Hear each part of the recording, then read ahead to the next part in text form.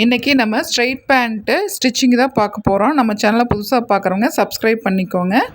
Straight பேண்ட்டில் சென்டரில் back side ஃப்ரண்ட்லேயும் பேக்கும் centre join first பண்ணிக்கலாம். இப்போ ஃப்ரண்ட்டில் பண்ணிட்டோம். அடுத்தது பேக் சைடில் சென்டரில் மட்டும் நம்ம இந்த மாதிரி தையல் வந்து 2 சைடுமே நம்ம போட்டு எடுத்துக்கலாம். அதுக்கப்புறமா 2யும் பிரித்து வச்சு பேக் சைடு இருக்கிறத கீழேயும் ஃப்ரண்ட்டில் இருக்கிறத மேலேயும் வச்சு கீழே கால் பக்கத்தில் இருந்து நம்ம தைக்க ஆரம்பிக்கலாம். கால் பக்கத்தில் நீங்கள் கீழே தைக்கும்போது நம்ம ஆல்ரெடி கட்டிங்லேயே 2 சிசர் மார்க் வந்து போட்டிருக்கோம். ஓப்பனுக்காக 3 சிசர் மார்க் இருக்கிற இடத்துல ஃபஸ்ட்டு சின்னதாக இருக்கிற இடத்துல தைச்சி எடுத்துட்டு அடுத்தது அந்த கேப் விட்டு மறுபடியும் அடுத்த தையல் வந்து அந்த சிசர் மார்க்கில் இருந்து லாஸ்ட் எண்டு வரைக்குமே நம்ம 2 சைடுமே நம்ம தைச்சி எடுத்துக்கலாம். அதாவது 2 சைடுனா சைடில் 2 பக்கமும் நம்ம தைச்சி எடுத்துட்டு அடுத்தது கீழே கால் மடிப்பு வந்து எப்படி மடிக்கிறதுன்னு பார்த்தீங்கன்னா, கீழே ஃபஸ்ட்டு சிறுசாக ஒரே ஒரு மடிப்பு மட்டும் சின்னதாக நம்ம மடித்து ஒரு தையல் வந்து இந்த மாதிரி போட்டுக்கலாம். இந்த தையல் போட்டதுக்கப்புறமா சைடு ஓப்பன் வந்து கீழே கட் கொடுக்குற இடத்துல எப்படி தைக்கிறதுன்னு பார்த்தீங்கன்னா, இந்த மாதிரி 2ஆ எடுத்துக்கணும். 2ஆ எடுத்துட்டு சைடு தையல் 2ம் கீழே கரெக்டாக வர்ற மாதிரி வச்சுட்டு, ஒரு சைடு ஃபஸ்ட்டு தைச்சிட்டு 2வது அதைய திருப்பி இன்னொரு பக்கம் நம்ம கீழே 2மே தனித்தனியாக தைச்சி எடுத்துக்கணும்.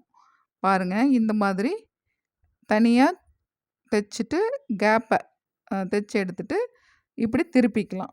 திருப்புறதுக்கு முன்னாடி பார்த்தீங்கன்னா, நான் திருப்பி காட்டுறேன். கொஞ்சம் கரெக்டாக வரலைங்கிறனால, இப்போது அந்த இடத்துல ஒரு சிசர் மார்க் போட்டுட்டு நீங்கள் திருப்புனீங்க அப்படின்னா கொஞ்சம் கரெக்டாக இருக்கும். கலர் வந்து கொஞ்சம் டார்க்காக இருக்கிறதுனால உங்களுக்கு தெரியலன்னு நினைக்கிறேன்.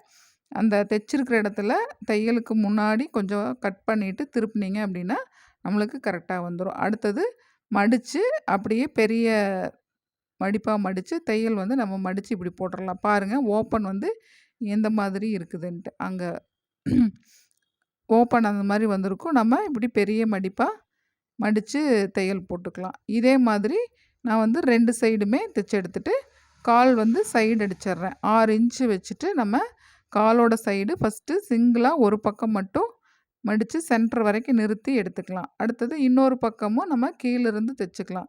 எதனால் இப்படி வந்து நம்ம கீழேருந்து தைக்கிறோம் அப்படின்னு பார்த்தீங்கன்னா, எச்சு கம்மி வந்து வந்ததுனாலும் கூட நம்ம சென்டர்லைங்கும்போது நம்ம அட்ஜஸ்ட் பண்ண முடியும்.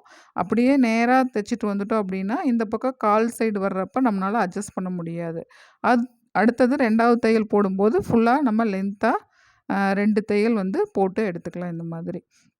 அடுத்தது 2 தையல் இப்படி போட்டோம். அடுத்தது எலாஸ்டிக்காக மேலே சிறுசா மட்டும் ஃபஸ்ட்டு சிங்கிளாக ஒரு பீஸ் மடித்து தைக்கிறோம்.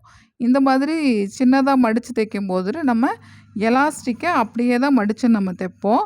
அப்போ வந்து நம்ம மடிக்க வேண்டிய அவசியம் இருக்காது. அதாவது சின்ன மடிப்புங்கும்போது அந்த பிசுறு ஃபுல்லாகவே நம்மளுக்கு உள்ளே போயிடும்.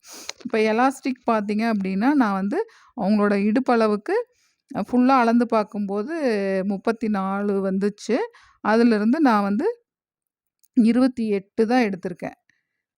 28 இன்ச் அப்படிங்கும்போது நம்ம எலாஸ்டிக்கு 28 இன்ச்சுக்கு நான் கட் பண்ணியிருக்கேன். அதை மடித்து பார்க்கும்போது உங்களுக்கு நம்ம சென்டர் ஜாயிண்ட்லேருந்து கொஞ்சம் எக்ஸ்ட்ரா இருந்ததுன்னா அளவு வந்து கரெக்டாக இருக்கும் உங்களுக்கு. பார்த்தீங்கன்னா 14 இன்ச்சு வரும். அதை மடித்து எலாஸ்டிக்கை இந்த மாதிரி ரவுண்டாக நம்ம ஜாயின் பண்ணிக்கலாம் சென்டரில்.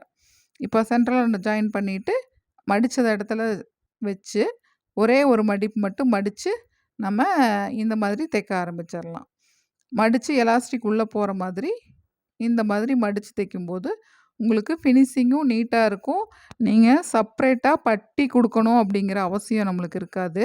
ஃபுல் எலாஸ்டிக் வந்து நம்மளுக்கு ரவுண்டு ஃபுல்லாகவே எலாஸ்டிக் வந்துடும். இந்த மாதிரி கொஞ்சம் லூஸாக கொடுத்து எலாஸ்டிக்கை இழுக்காமல் நம்ம தைக்கிற இடத்துல லூஸ் கொடுத்து இப்படி மடித்து ஃபுல்லாகவே நம்ம தைச்சிட்டு வரணும்.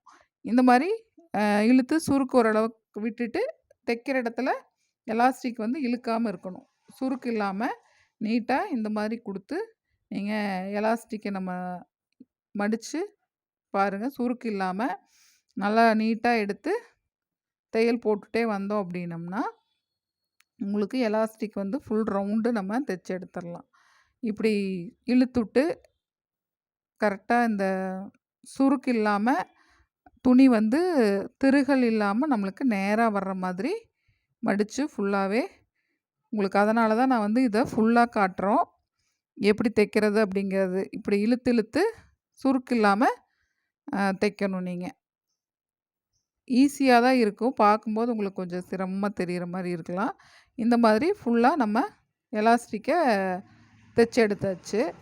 தைச்சதுக்கப்புறமா பார்த்தீங்கன்னா, இத எடுத்துட்டு நம்ம எலாஸ்டிக்க ஒட்டி இப்படி ஃபுல்லா சுருக்கு வந்து ஃபுல்லா ஈவனா வர்ற மாதிரி நம்ம இழுத்து கரெக்ட் பண்ணிறணும். இடுப்போட இத. கரெக்ட் பண்ணிட்டு நம்ம இடுப்புக்கு மேல எலாஸ்டிக்குக்கு மேல கொஞ்சம் ஒரு 1/4 இன்ச் கேப் விட்டு ஒரு தையல் வந்து போட்டுட்டு, அதுக்கப்புறமா கீழ ஒரு 1/2 இன்ச் விட்டு மறுபடியும் ஒரு தையல் போட்டுக்கலாம். இப்ப 1/4 இன்ச் கேப் விட்டு நான் வந்து ஒரு தையல் போடுறேன். இந்த தையல் எதுக்கு அப்டின்னா, நம்ம சென்டர்ல ரோப் கோர்ப்போம். அந்த ரோப் வந்து அ கரெக்ட்டா இருக்கணும் அப்டிங்கிறதுக்காக, அப்புறம் எலாஸ்டிக் ஃபினிஷிங்கும் உங்களுக்கு இந்த மாதிரி மேல எலாஸ்டிக்கு 1/4 இன்ச்சு கீழ இறக்கி போட்டுட்டு, அடுத்தது போடுறது ஒரு 1/2 இன்ச்சு கீழ இறக்கி இன்னொரு தையலும் போட்டுருங்க. அப்பதான் பார்த்தீங்கன்னா, உங்களுக்கு எலாஸ்டிக்கோட ஸ்டிச்சிங் வந்து ரொம்பவே நீட்டா பார்க்கறக்கும் நல்லா அழகா இருக்கும். இழுத்து போடும்போது உங்களுக்கு எந்த திருகல் இல்லாம எலாஸ்டிக் நல்லா நீட்டா இருக்கும்.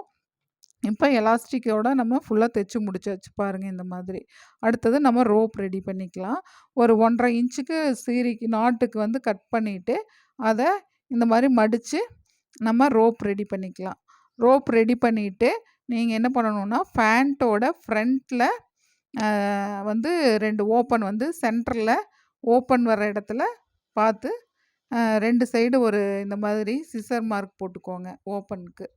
போட்டுட்டு இந்த ரோப்ப வந்து நம்ம அதில கோர்த்துட்டோம் அப்படின்னம்னா, நம்மளுக்கு கொஞ்சம் எலாஸ்டிக் லூஸ் ஆயிட்டாலுமே, இடுப்பு கொஞ்சம் லூஸா இருக்குது அந்த அந்த மாரி ப்ராப்ளம் இருந்ததுன்னா, இந்த மாதிரி நம்ம நாட் கோர்க்கும்போது உங்களுக்கு ஈஸியா இழுத்து கட்டிக்கிறதுக்கு கொஞ்சம் ஈஸியா இருக்கும். இதோட ஸ்டிச்சிங் இது முடிஞ்சுது. இந்த மாரி ஸ்டிச் பண்ணும்போது பேண்ட்டு இப்படி உங்களுக்கு நீட்டா, பெர்ஃபெக்ட்டா வரும். நம்ம வீடியோக்கு லைக் பண்ணிக்கங்க. நம்ம சேனல சப்ஸ்கிரைப் பண்ணிக்கோங்க.